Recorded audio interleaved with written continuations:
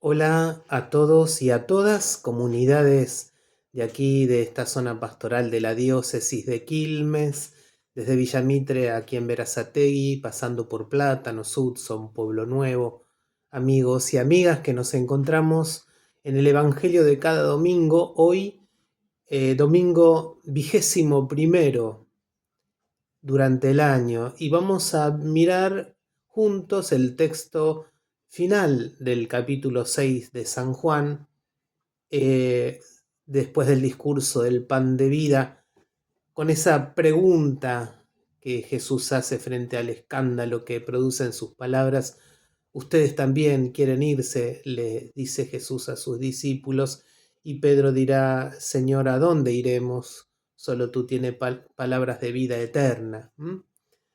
Em, si yo tuviera que enunciar o poner un título a este domingo, diría que es el Evangelio de la crisis, de Juan, al final del capítulo 6, versículos 60 a 69. En principio, voy a explicar algo que me parece importante para entender esta perícopa del Evangelio. Allí Jesús va a decir, va a utilizar, o el evangelista va a utilizar los términos carne y espíritu, ¿no? Va a decir, el Evangelio va a decir, el espíritu es quien da vida, la carne no aprovecha para nada. Las palabras que les he dicho son espíritu y vida. Acá hay una clave. Los términos carne y espíritu reflejan dos concepciones del hombre, podríamos decir, y en consecuencia, dos concepciones de Jesús y de su misión. Carne es el hombre no acabado, sin capacidad de entrega y sin vida definitiva. Podríamos decir, en nuestros términos, es el ser humano que no conoce la vida del amor, que vive egoístamente, mirándose el ombligo, diríamos nosotros. En cambio, espíritu es el hombre acabado, el que es nacido del espíritu, como dice Jesús en el diálogo con Nicodemo en el capítulo 3. Es el capaz de entregarse por los demás, el que posee vida eterna o vida definitiva. Es el hombre que ha conocido el amor, que ha conocido la experiencia de un mundo nuevo. Se sobreviene entonces una crisis cuando se quiere seguir a Jesús desde la carne y no desde el espíritu. Es decir, cuando se quiere seguir a Jesús mirándose el propio ombligo, egoístamente, y no se sigue a Jesús desde el amor, desde la posibilidad de entregar la vida. La crisis entonces es que el seguimiento de Jesús y de su proyecto pueden ser aceptados por la fe, adhiriéndonos a su palabra, palabra de vida eterna, o puede ser rechazado porque resulta escandaloso su lenguaje o porque su propuesta resulta demasiado exigente para un hombre egoísta. No podemos entonces, sin amor, sin espíritu, entender la propuesta de Jesús. De ahí viene esta expresión de Jesús de entender desde la carne o desde el espíritu.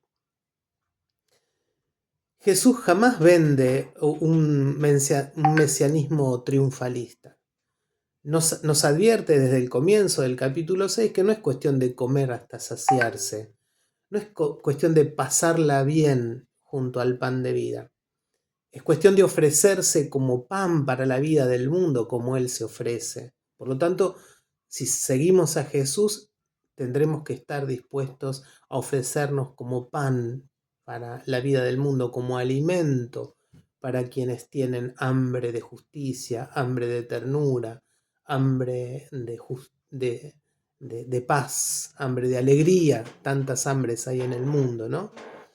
Por lo tanto, seguir a Jesús es, insisto, no solo comer hasta saciarse, no solo admirar al pan de vida, sino entregarse como Él se entrega por la vida del mundo, por el hambre del mundo, en carne y en sangre, decíamos el domingo pasado, es decir, en una vida entregada por los demás, en una vida propia del amor.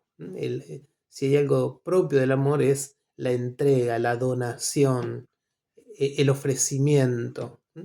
cuando uno vive demasiado pendiente de sí mismo, de sí misma, y no va a entender el Evangelio ni la propuesta de Jesús. Podríamos decir en términos de este texto, vive en la carne, eso significa. En cambio, cuando nos animamos a vivir en el amor, podemos dejarnos conducir por el Espíritu de Dios. A mí me parece interesante esto, que quizás en la multiplicación de los panes, yo lo entiendo desde acá, muchos se enamoraron de Jesús.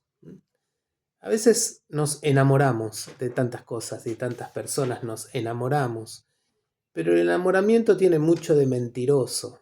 Es decir, enamorarse es proyectar sobre aquello que de lo que uno se enamora, muchas cosas de uno mismo. Nos enamoramos de gente que no conocemos, nos enamoramos de situaciones que no estamos al tanto. ¿Por qué? Y porque no las conocemos fehacientemente.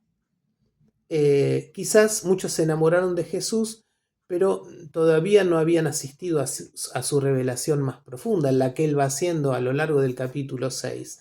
Le faltaba rumiar, decíamos los otros días, masticar esa palabra de vida eterna que propone Jesús.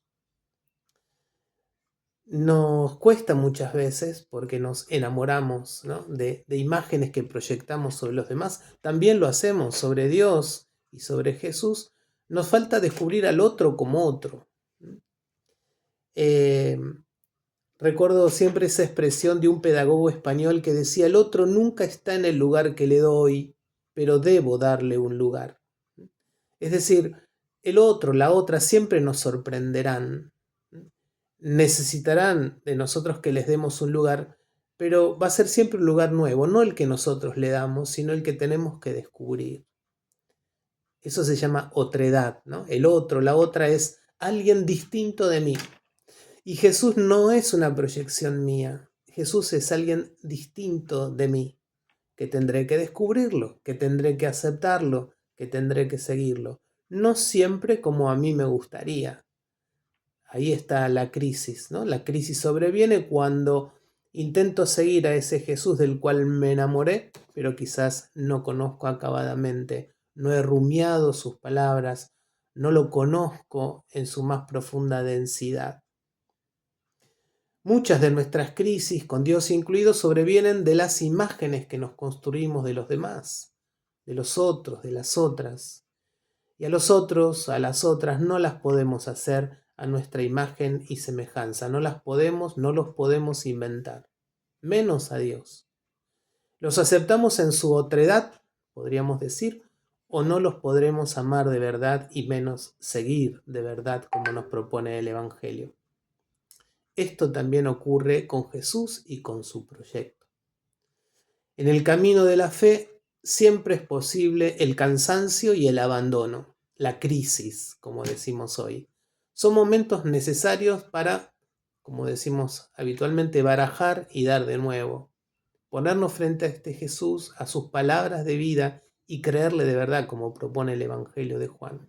Y creerle de verdad es comulgar con este pan de vida, ofrecernos con nuestra carne y con nuestra sangre por la vida del mundo, por el bien de los demás.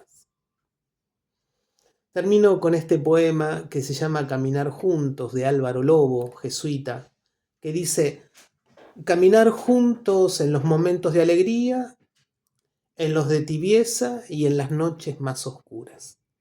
Caminar juntos por el buen camino cuando las palabras acarician y la compañía te envuelve. Caminar juntos en la espesura de la niebla y en la encrucijada de las crisis y cuando toca quemar las naves. Caminar juntos cuando la vida duele y prefieres avanzar solo y quieres huir hasta de ti mismo. Caminar juntos hacia tu horizonte, contigo, con otros, con otras, porque tú nos sigues invitando, Jesús, a conjugar en familia, con otros y con otras, el verbo amar. Que Jesús te bendiga, que sus palabras no te escandalicen y que puedas seguirlo por el camino de la vida, ofreciendo la vida como Él la ofrece, con espíritu, con amor. Que así sea.